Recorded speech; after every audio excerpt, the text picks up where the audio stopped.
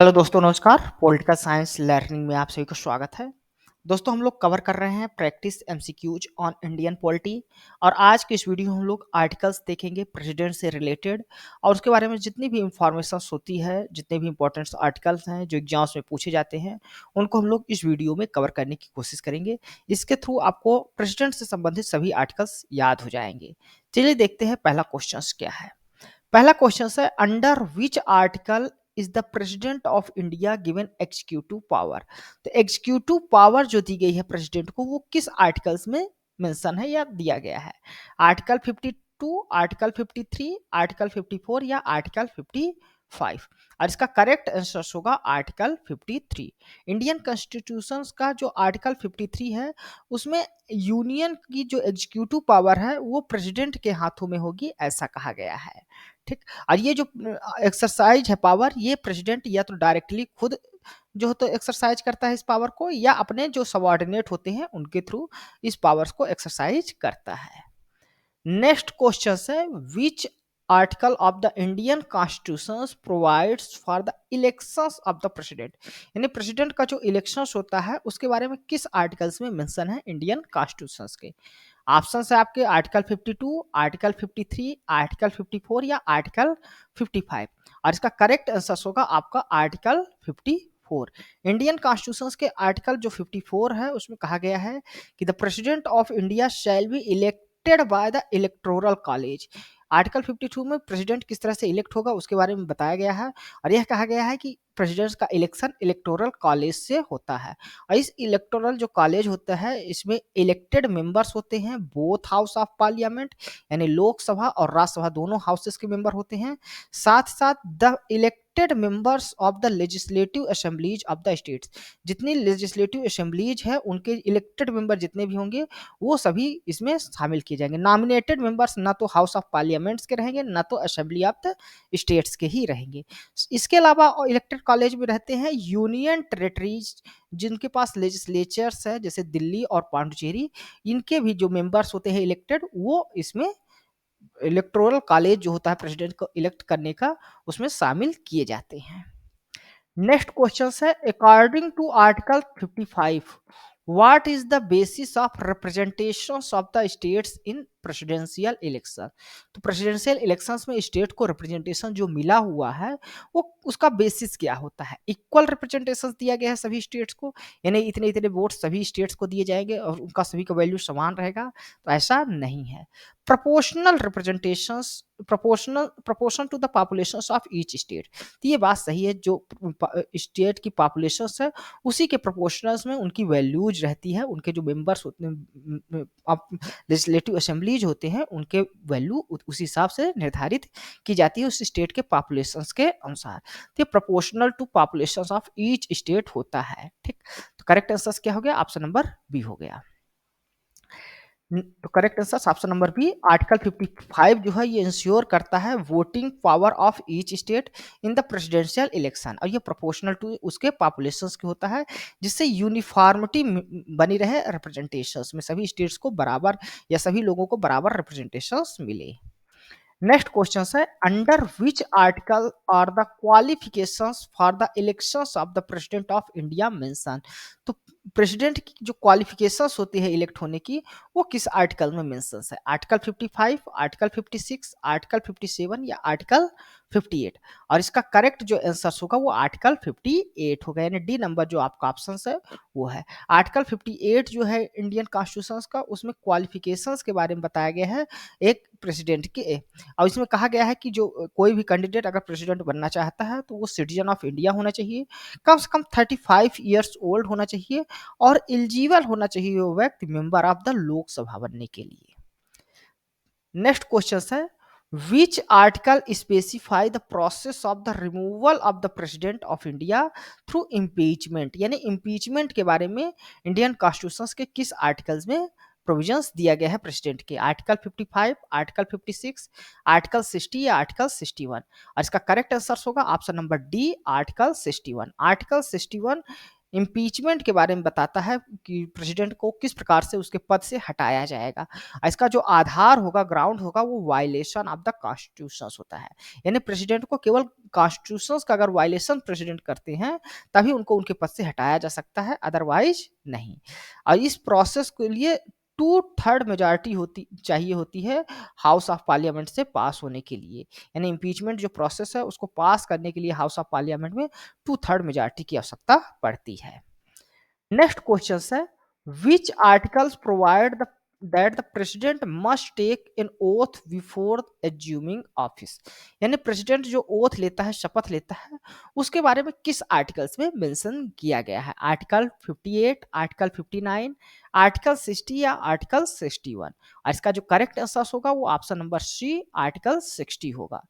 तो एक्सप्लेनेशन देख लेते हैं। आर्टिकल 60 जो है वो कहता है कि एक प्रेसिडेंट या कोई भी व्यक्ति जो अगर प्रेसिडेंट बनता है तो उसको ऑफिस में जाने से पहले उसको शपथ लेना होगा चीफ जस्टिस ऑफ इंडिया के सामने।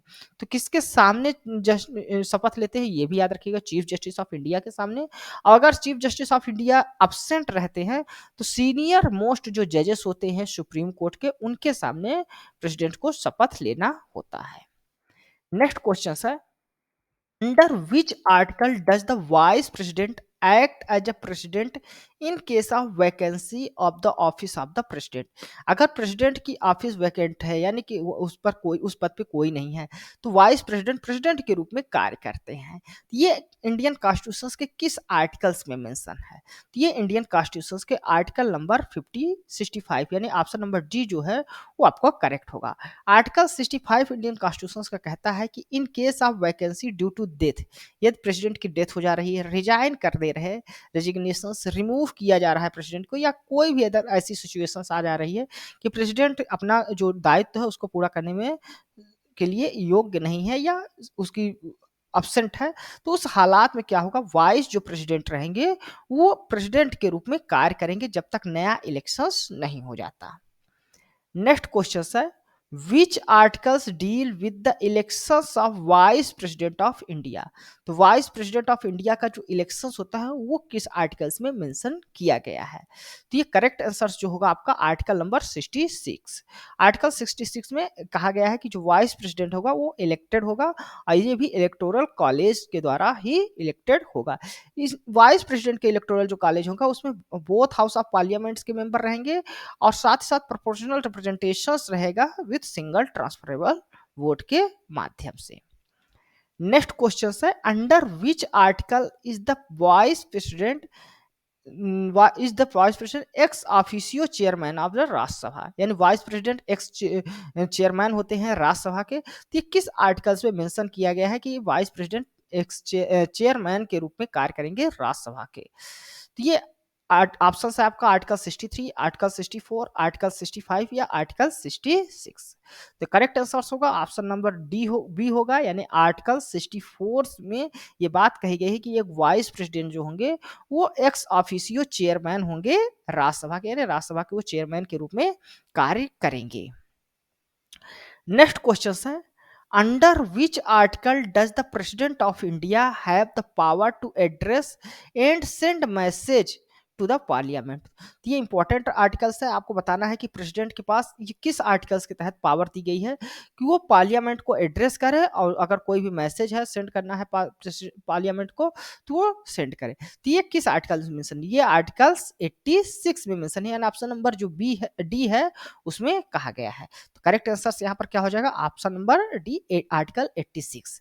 आर्टिकल 86 जो इंडियन कॉन्स्टिट्यूशन को कहता है कि president may address either house of parliament और बोथ हाउसेस असेंबल टुगेदर, यानी ज्वाइंट सेशन होता है तब, and send message regarding the bills and other legislative जो मैटर है उनके रिगार्डिंग अगर कोई मैसेज भेजना है तो आर्टिकल 86 के तहत ही प्रेसिडेंट पार्लियामेंट्स को मैसेज भेजता है।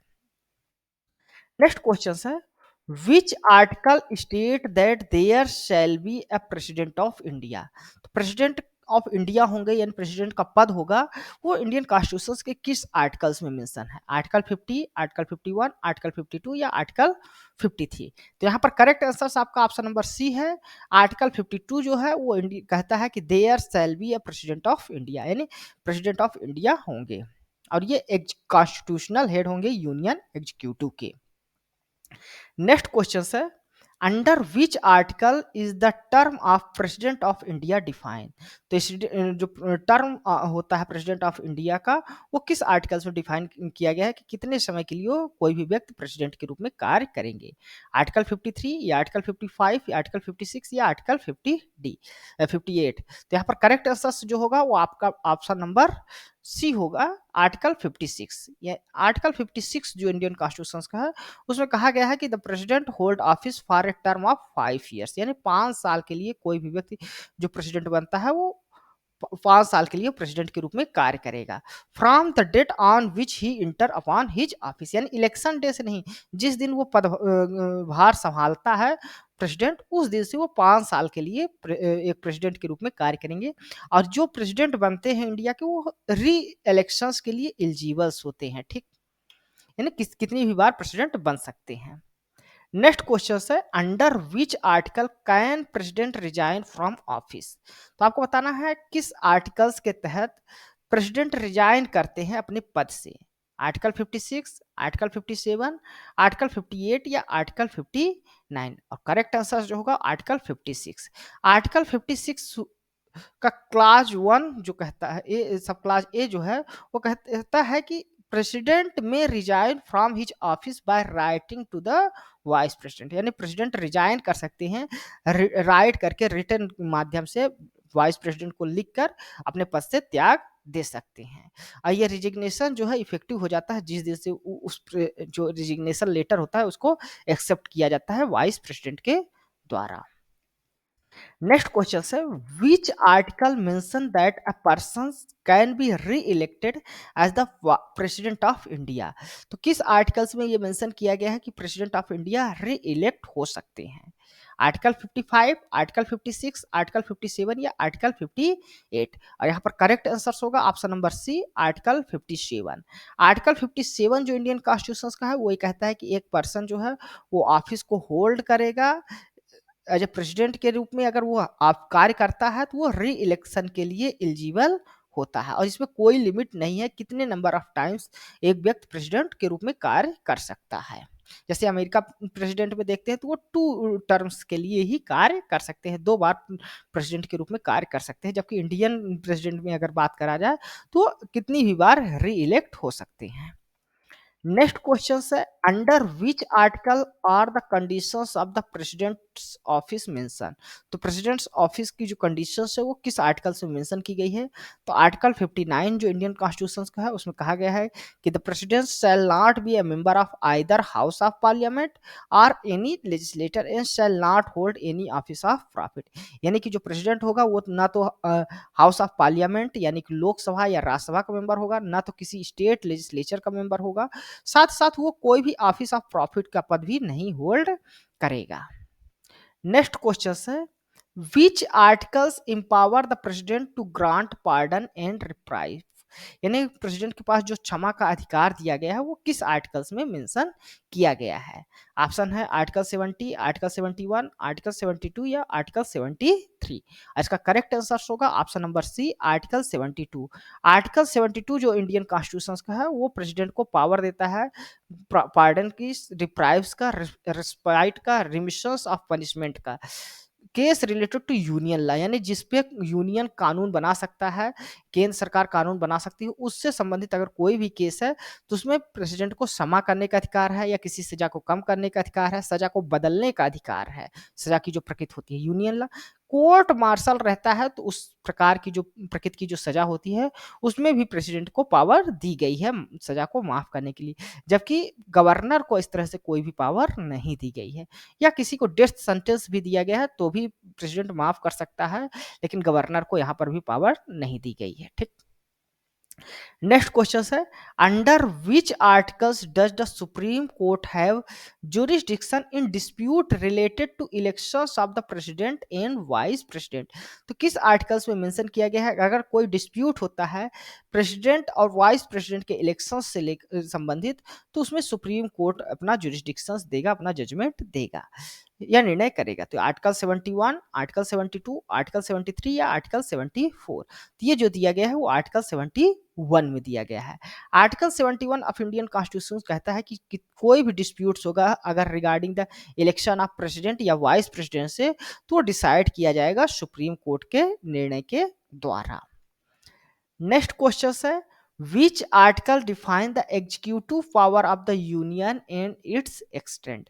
तो किस आर्टिकल्स में यूनियन की जो एग्जीक्यूटिव पावर है उसको डिफाइन किया गया है और उसका अधिकार क्षेत्र कितना रहेगा उसको डिफाइन किया गया है। आर्टिकल 53, आर्टिकल 54, आर्टिकल 72 या आर्टिकल 73। और यहाँ पर करेक्ट जो आंसर होगा वो आर्टिकल 73 होगा, यानी डी नंबर जो आपका ऑप्शन है वो। आर्टिकल 73 कहता है कि जो executive power of the union होगी वो एक्सटेंड करती है matter over the which parliament has authority, यानी पार्लियामेंट जिन विषयों पर कानून बना सकता है जो यूनियन लिस्ट के सब्जेक्ट है और कंकरेंट लिस्ट के सब्जेक्ट, तो उसमें एग्जीक्यूटिव पावर यूनियन की होती है, including the law applicable to union territory. और ऐसे कानून में भी जो यूनियन टेरिटरी में कानून लागू होते हैं उन पर भी कानून बना सकती हैं, या एग्जीक्यूटिव पावर जो है वो पार्लियामेंट्स की यूनियन की होती है। नेक्स्ट क्वेश्चन है, under which articles does the president administration the oath of office to the vice president. तो किस आर्टिकल्स में मेंशन किया गया है, यानी कि वाइस प्रेसिडेंट जो शपथ लेते हैं प्रेसिडेंट के सामने, तो किस आर्टिकल्स में मेंशन किया गया है। ऑप्शन है आपका आर्टिकल 62, आर्टिकल 63, आर्टिकल 64 या आर्टिकल 69। और यहाँ पर जो करेक्ट आंसर होगा वो आर्टिकल 69 है। आर्टिकल 69 जो इंडियन कॉन्स्टिट्यूशन का है उसमें वाइस प्रेसिडेंट की जो शपथ लेता है उसके बारे में दिया गया है, और वाइस प्रेसिडेंट जो शपथ लेता है वो प्रेसिडेंट के सामने लेता है, जबकि हमने देखा जो प्रेसिडेंट होते हैं वो चीफ जस्टिस ऑफ इंडिया के सामने शपथ लेते हैं। आखिरी क्वेश्चन है, under which article does the president exercise executive power on the aid and advice of council of ministers. तो जैसा कि आपको पता है कि जो प्रेसिडेंट होते हैं उनके पास जो एग्जीक्यूटिव पावर होती है वो एड एंड एडवाइस के आधार पर करते हैं। काउंसिल ऑफ मिनिस्टर्स जिस प्रकार से उनको एडवाइस देते हैं उसी आधार पर प्रेसिडेंट कार्य करता है। तो ये किस आर्टिकल्स में मेंशन किया गया है इंडियन कॉन्स्टिट्यूशन के। आर्टिकल 72, आर्टिकल 73, आर्टिकल 74 या आर्टिकल 75। तो ये इंडियन कॉन्स्टिट्यूशन के आर्टिकल 74 में मेंशन किया गया है।